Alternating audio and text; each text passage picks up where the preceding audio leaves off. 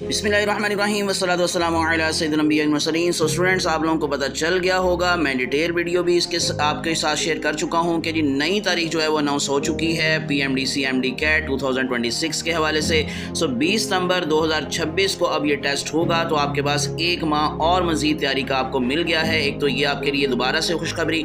दूसरी बात जो आप लोगों की कन्फ्यूजन है कि जो रोल नंबर स्लिप्स इशू हो गई हैं, अब उसका क्या करना है। तो बच्चों, उसके लिए दो चीज़ें मैं आपको बता देता हूँ। या तो ये रीशेड्यूल होकर यानी कि जो है वो इशू होंगी, आपकी नई रोल नंबर स्लिप नई डेट के अकॉर्डिंग इशू होगी, या फिर आप इसी ही को यूज़ करके 20 नंबर वाला टेस्ट भी दे सकते हैं। यानी कि इसका अगर इन केस आपको इसका प्रिंट आपने निकाल लिया, नई इशू नहीं भी होती, तो इसकी बेस पर ही आप लोगों का टेस्ट हो जाएगा। अदरवाइज नई तारीख के साथ नई रोल नंबर स्लिप आपकी इशू हो जाएगी। तो इसी वजह से परेशान होने की ज़रूरत नहीं है। दोबारा से आप लोगों को बहुत बहुत मुबारक हो। दुआ में याद रखिएगा। मज़ीद अपडेट्स के लिए चैनल को सब्सक्राइब करके प्रेस करें बेल आइकॉन। अल्लाह हाफिज़।